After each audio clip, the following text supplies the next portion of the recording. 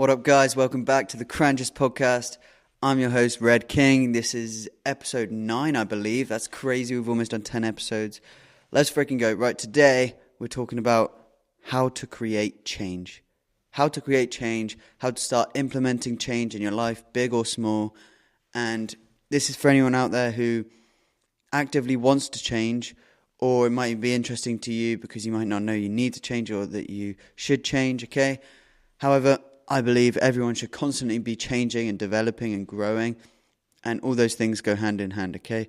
But first, if you've recognized you need to change, brilliant, you've already done the first step, and these are my thoughts and my experiences of how I've been changing in my life constantly and how I'm continuing to go on that journey and explore how to change and develop as a person.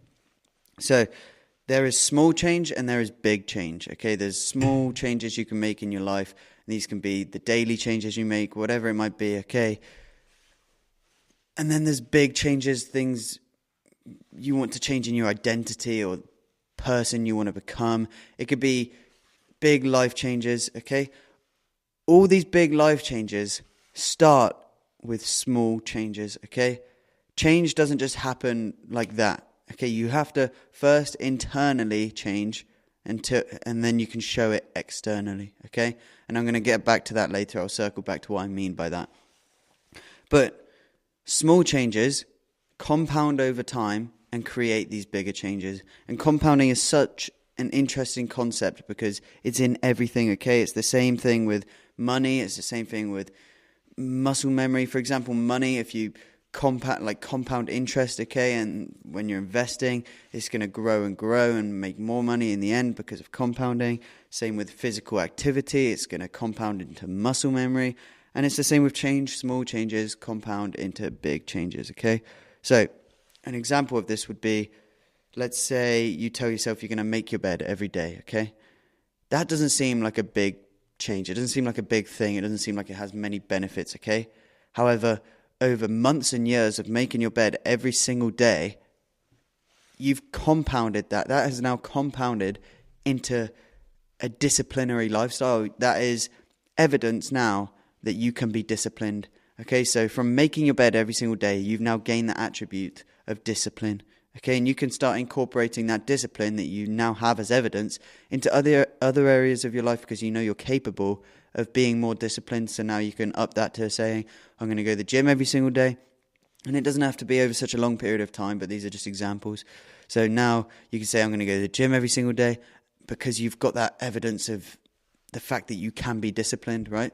So something as small as making your bed every single day can change your life in the way that you become a more disciplined person, and when you tell yourself you're going to do something, you do it and you follow through. Okay, and that's massive. Another small thing, another small change you can make that is going to create bigger change later on down the line is eating healthy, right? I've always eaten like shit, and recently I'm really focusing on eating healthy because I've now recognized that that's a change I need to make. Okay, so let's say you eat healthy one day, okay? No bad shit, or at least you cut out the bad shit, right? That doesn't seem like much of a change, and it's definitely not noticeable. But you do that every single day for a year, you're going to notice a big difference because all those little nutrients and the protein you're getting, every single aspect of eating healthier is going to compound into making you a healthier person over a longer period of time, okay? So from one small change, you become a more healthy person. Another example is going for a walk daily. If you say you're going to go for a walk every single day, even if it's just 10 minutes, right? 5 minutes. 5 minutes does not seem like a long walk, but those steps over time compound into a fitter lifestyle, okay? That changes your fitness completely just from walking every single day where you would have usually have got the bus or something, right? Or drove. So, big changes come from small changes first. In order to make a big change, first you have to make a small change. But obviously you have to start that from somewhere as well. So how do you even make these small changes, right? Change comes from truth. Taking ownership, okay? Change comes from taking ownership and being truthful with yourself. Self-ignorance is one of the main reasons in this world that people don't change. Ignoring your true self is one of the main reasons people don't change, because in order to change, you have to first be honest, okay? Change stands for choose honesty and now grow endlessly. You have to be honest with yourself. And sometimes that can be painful. Sometimes that can be really painful to admit the truth to yourself that you need to change. But you need to recognize, identify what it is that you need to change, even if that's something you don't like admitting. Be super honest with yourself and take ownership about that. And only then, once you've taken ownership, can you begin to start the changing process. Okay, and change is made up of 3 steps. And I say this all the time. It's made up of 3 steps that I've discovered anyway. And the first step is recognition. So you recognize change needs to happen through taking ownership and being honest with yourself. The second step is action. Okay, taking action. Now you have to actively make that change happen and start the process and work on that thing, okay? The third step is commitment. If you can't commit and you can't consistently put this change into your life, then there's no point, because you just change it for a day, right? So the commitment is how to consistently make it a habit in your life and then make that change long lasting rather than just over the next couple of days or couple of weeks, okay? So 3 steps to change are recognition, action, and commitment. In that order, you have to recognize you need to change, you have to act on the change, and you have to stay committed to the change, okay?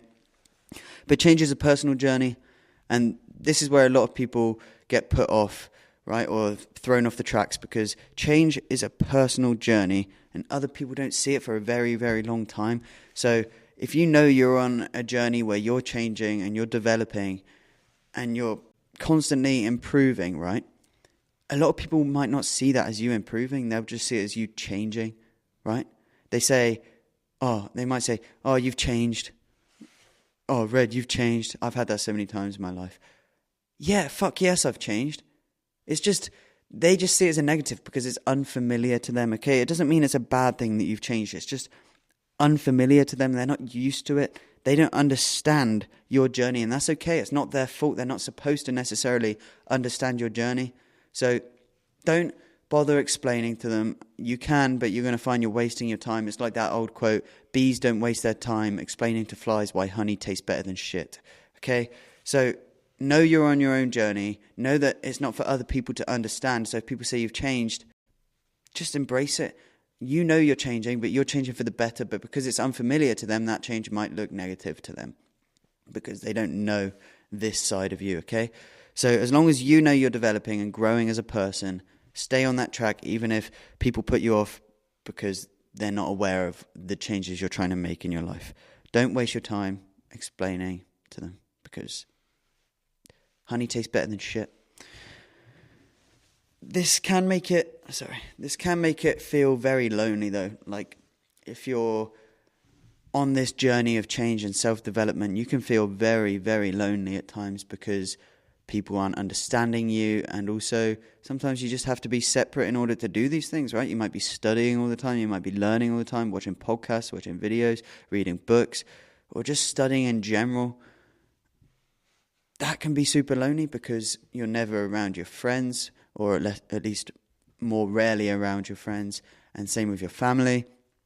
And this is why it can have a negative impact, because they can start thinking you don't want to be around them, or it can create arguments. That's not necessarily the case. You're just on your self-growth, self-development journey, which, by the way, should be your lifetime long. You should constantly be trying to develop yourself and improve yourself. But if they don't understand, or if it forces you to spend less time with your friends and family, that's okay, because in the long run, it's going to be much, much better, because you're going to be where you want to be, and you're going to have built this identity that you wanted to create when they've all been left behind because they weren't pushing to create an identity that they knew they could even have, right? A lot of people don't know the potential they can have because they don't explore change and start changing. And changing is an internal process before it shows externally, right? But in order to change, you have to be open-minded. And this is something I was never good at growing up. I was always very closed-minded, and that's most of my life. I've been very closed-minded. My opinion was my opinion, and no one was going to change that, right? Until recently, where I've become a lot more open-minded, and that's through reading. I'm starting to read. It's through listening to a shit ton of podcasts and watching seminars and watching videos from the likes of Jesse Itzler, Alex Hormozy, Tony Robbins, right? All these absolute beast of guys, these absolute legends of the game. Michael Smoke. Okay, Michael Smoke was a big one that got me onto it. So become more open-minded and recognize that being open-minded isn't a bad thing, and it's not necessarily a good thing either, okay? It just means it allows for more room to change in your life. So if you're looking to change, first open your mind, and if you find yourself being closed-minded, because I still do sometimes, maybe I'll shut someone down when they say something because that's not my opinion. Correct yourself, and this is something so important I've discovered. When you make these mistakes, you have to correct yourself in that moment. Don't wait.